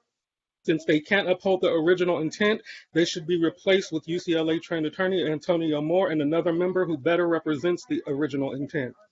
I want to end by announcing some reparations items that do not require disbursement based on skin color. CARICOM is a reparations package for those with lineage in the Caribbean. Black Americans aren't included based on blackness or slave experience. Al Jazeera reported in February of this year that Uganda was to pay reparations to the Congo, and Black Americans aren't included in that either. According to the London Daily, Burundi joined the Congo in calling for reparations from Belgium, which Black Americans didn't get included in. Obama also paid $12 million to Jewish Holocaust survivors, a tragedy that didn't even happen in America, but all people who experienced discrimination weren't included in that repair. Jamaica also has recently called for reparations from Britain as they rejected a visit from British royals, which does not include ADOS. It seems specific lineage repair is understood for other groups, but Black Americans are held hostage unless all Black people get access to their justice claim. This is racist and anti-Black American. I asked Senator Bradford, who doesn't seem to be here, and Don Tamaki to do what they should have done last month and not be influenced by the chaos agents on the task force who should be up for immediate removal. Please do not join the hateful and spiteful Grills and Holder in hijacking Black history and using it on behalf of NARC and NCOBRA or some other subsidiary organization who asked Jessica Ann Mitchell Iwuyar to speak even though she's hostile to grassroots organizing. Even when Harvard had to retract their lies, she persists. I asked Bradford and Tamaki to join Stepp, Lewis, Moore, and Brown in voting for lineage-based repair and the DOJ to investigate ways to remove Holder and Grill. Also, I asked the DOJ to work in concert with the task force to find a way to keep NARC and NCOBRA as far away from these proceedings as possible. Finally, I want to point your attention to a New York Times article called My Great-Grandfather, the Nigerian Slave Trader. As a Black Nigerian woman recounts her family history in slave trading. If you open the criteria, not only do you make it harder for the bill to pass, as per Dean Chemerinsky, but you could be offering those who benefited from slave trading a chance to also benefit from the repair. Where is the justice in that? I also want to point out how Dr. Umar Johnson, one of the leading Pan-Africanists, recently came out with a video saying that Black Americans are being replaced. So if he can see it, someone who has fought organizing groups Mr. such Kalin, as ADOS before, I'm so sorry to cut you off, why Mr. can't anyone else? Yeah, I'm so sorry. Thank you so much for your comments today and your time for showing up. Next speaker, please. The next speaker is Jennifer Williams. Ms. Williams, you've been unmuted. You now have 3 minutes to speak. Thank you. My name is Jennifer Williams. I'm a PwC Fellow in the CEO Action for Racial Equity Fellowship. However, my comments are my own and separate from both organizations. I live in LA County with my husband and our 3-year-old daughter. I must note that my husband is a Black Caribbean Canadian who is now a U.S. citizen. In contrast to my husband, I was born and raised in California. My mother and father were also born and raised here, and both of their families on both sides migrated here from other parts of the country. My piecemeal ancestry research shows that I am a descendant of slaves on both sides of my ancestry. It was through this research that in January 2020, I discovered my blood relationship to Claude Neal, a man who was publicly lynched in Greenwood, Florida in 1934. Because of this relation, I am a member of the Legacy Coalition, which is a national organization seeking to secure reparative justice for American citizens whose ancestors were lynched in acts of racial terror during the Jim Crow era. It was the legacy of slavery and the Jim Crow South that brought many of the first Black California migrants to this great state. And it is in this great state that descendants of slaves continue to experience a different America apart from our Black immigrant brothers and sisters. According to a national 2019 Pew Research study, Black immigrants have a median income of $57,200, the majority making at least six figures. The Black U.S.-born population only make a median income of $42,000. The majority earn less than $25,000. Almost 1/3 of the Black immigrant population have earned a bachelor's degree or higher, which is a 10% increase from 2000, and the highest increase among the entire immigrant population, as well as the entire US-born population. Finally, over half of Black immigrants live in a household headed by a married couple, while only 36% of the Black US-born population can say the same. Now, while most of the data I shared is not California specific, I trust that greater disparities exist in California alone because, according to the Sentencing Project, California is one of 7 states with a Black to white incarceration gap greater than 9-to-1.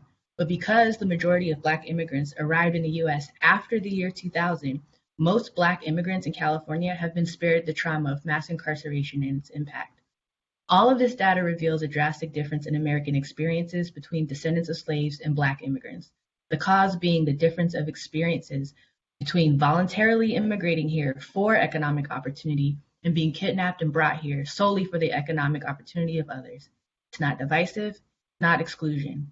Even if race-based reparations were legal, it would not be commensurate with the facts. For this reason, I believe eligibility for reparations in connection to the legacy of slavery should include a lineage connection to slavery. And as a constituent in your district, respectfully, Senator Bradford, I ask you to support lineage reparations. Thank you for your time. Thank you. Thank you for your comments. Our next speaker, and this will be our next to last speaker. Yes, the next speaker is Annette Wilcox. Ms. Wilcox, you've been unmuted. You now have 3 minutes to speak. Thank you. Hello, my name is Annette Wilcox. I'm 65 years old from New York City. I've been a lifelong Democrat voter and know nothing about right-wing organizations and anti-immigrant organizations. I am the great-great-granddaughter of Archibald Mobley, Jr., who was born enslaved in 1825. I have an image of his Irwin County, Georgia voter registration form dated August 20th, 1876. I am also the granddaughter of Alexander Hamilton Blessed, who migrated to the United States from Jamaica in the early 1900s. I strongly support lineage-based reparations, as does my 95-year-old mother, Brunella Wilcox. Slave traders and racial theologians recognized no distinction in the peoples on the African continent. They disregarded local culture, lineage, and history among the millions of people, seeing them only as inferior beings to the white man and as a means to their economic enrichment.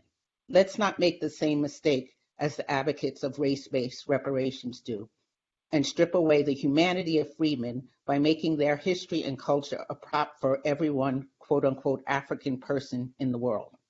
This demeans the horrifying history of the freedmen who had their identity stolen, were enslaved for 250-odd years, and faced Jim Crow terror for another 100 years post-slavery. We often hear that Black Americans are not a monolith, and this is true. Although Black immigrants were enslaved in their home countries similarly to American freedmen, post-slavery, they lived in majority Black countries.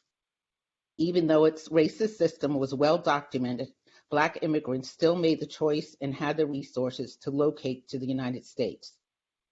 The claim that Black American immigrants now deserve reparations is just as invalid as a 1980 Black American immigrant to South Africa claiming reparations now for the 200 years of apartheid experienced by township residents.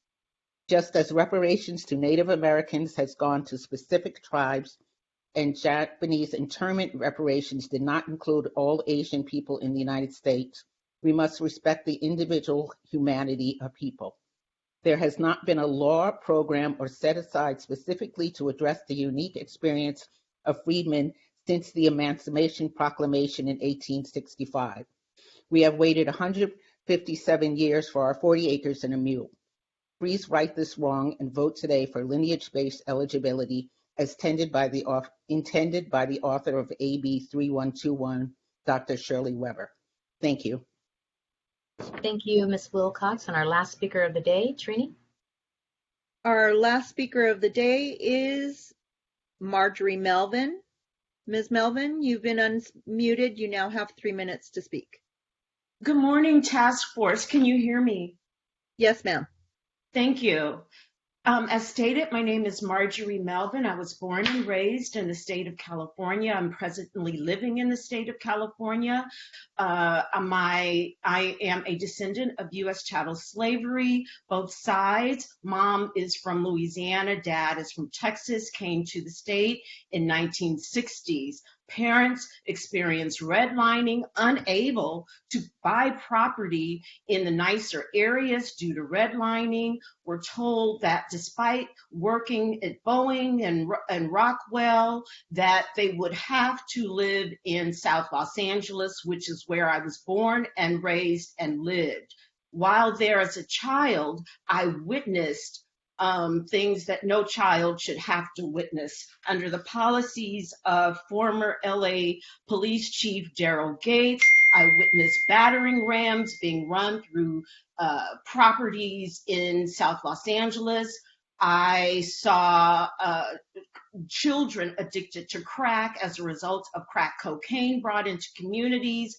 And then later on, as a professional, board of parole member, I saw Black people over incarcerated from Donovan State Prison in San Diego all the way up to Pelican Bay State Prison.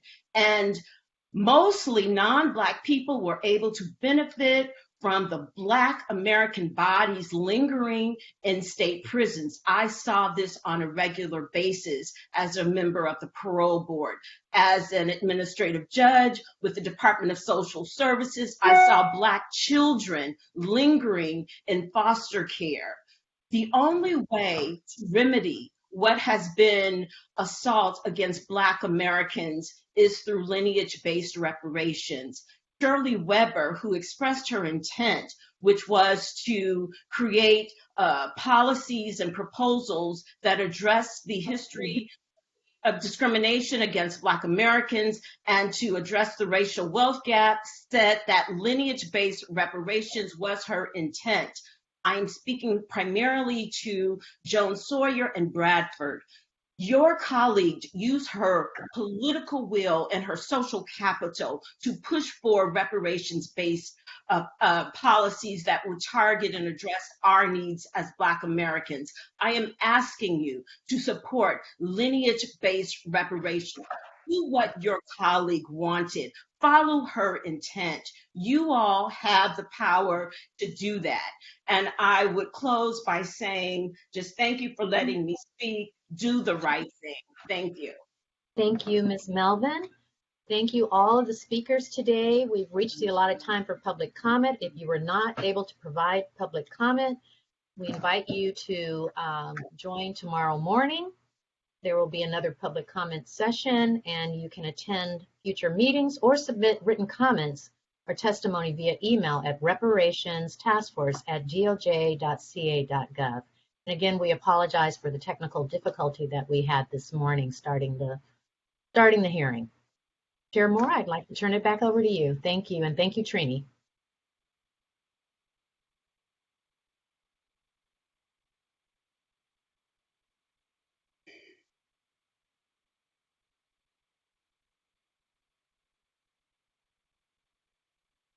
Chair Moore, I think you're muted.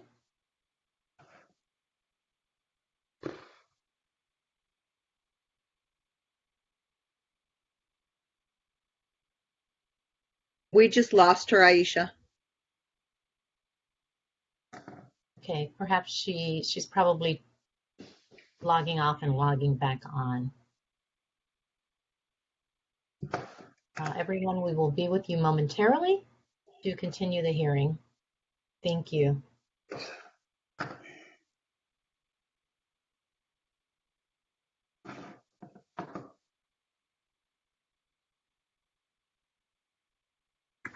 Hi, sorry about that. Just facing some technical difficulties. So thank you again, Ms. Martin Walton, for facilitating the public comment period.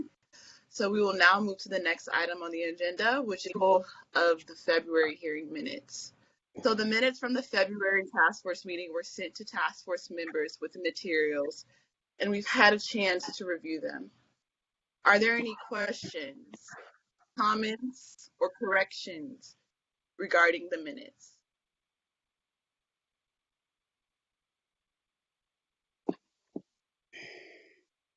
Hearing no questions, comments, or concerns about the minutes, I'd like to entertain a motion to approve the minutes as presented.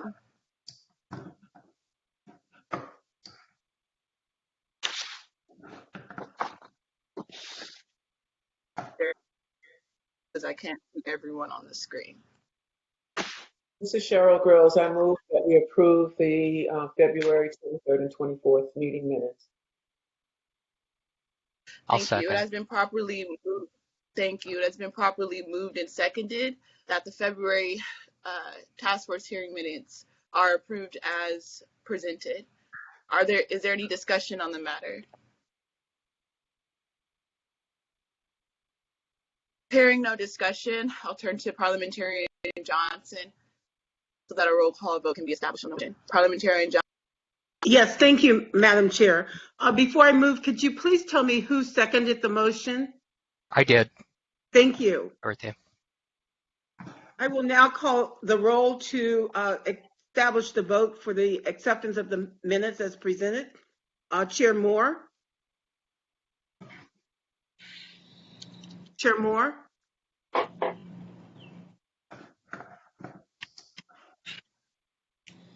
Vice Chair Brown. Chair Moore, I see you. Can you nod your head, or either way? I can't hear you. Okay, thank you.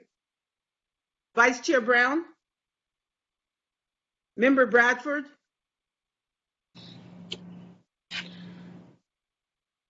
Member Bradford? Member Grills? Aye. Member Holder? Aye. Member Jones Sawyer? Member Lewis? Aye. Member Tamaki? Aye. Member Montgomery Steppe? Member Montgomery Steppe?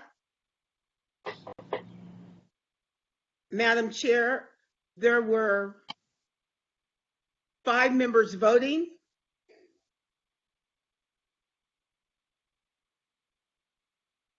And there were 5 members voting aye and 0 nays.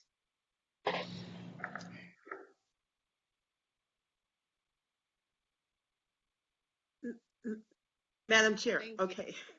So thank you, Parliamentarian Johnson. So there are 5 members voting, 5 ayes and 0 nays. So the ayes have it and the motion carries. The minutes are approved as presented. So the next item on the agenda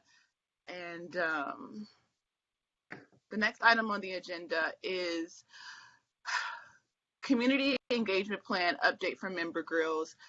Before we go to that, I want to make sure that someone reached out to Dr. Brown so that he's able to be a part of this meeting. Has anyone heard back from him yet about whether he can hear and whether he can talk?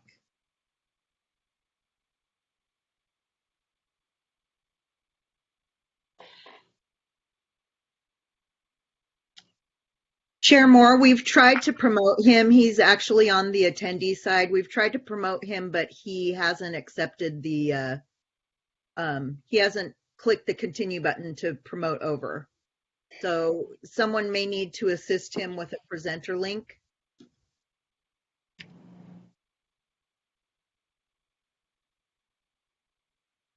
Okay, I am going to send him a presenter link again.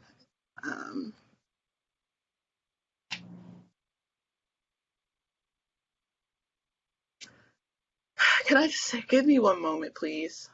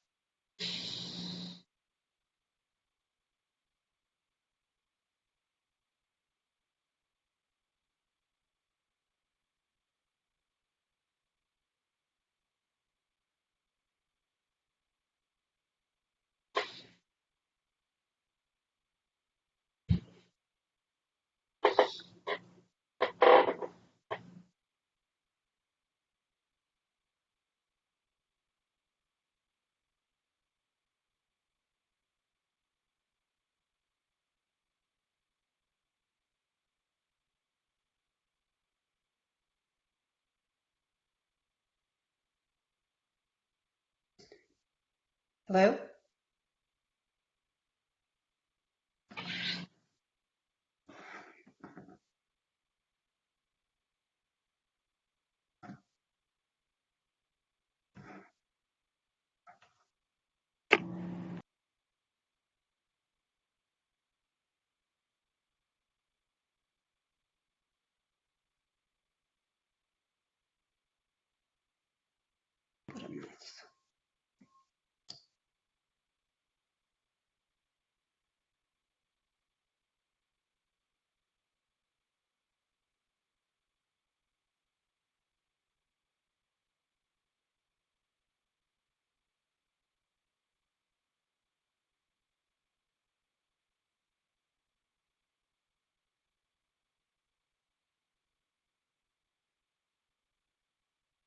So I sent Dr. Brown the link directly, so he should be on shortly. We shouldn't proceed until we're able to get him on the call.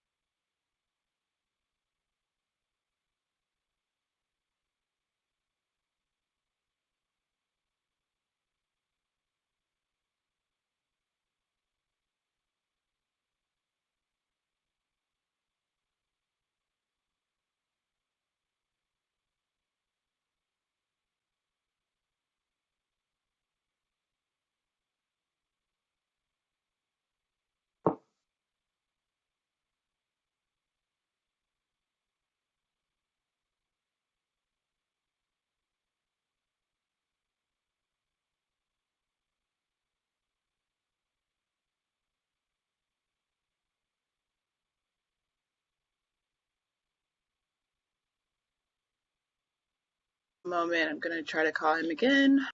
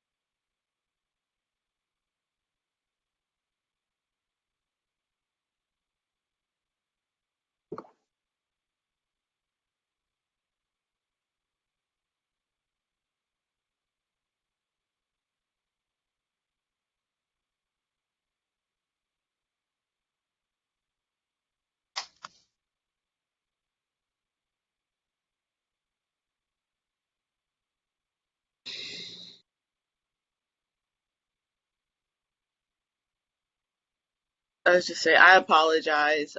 Still trying to get Dr. Brown on. I'll try to troubleshoot in a minute, but I think he made clear on the phone that he's trying his hardest to get connected and he's not sure what's going on. So, out of deference to him, particularly as a vice chair, I want to make sure that we're doing everything that we can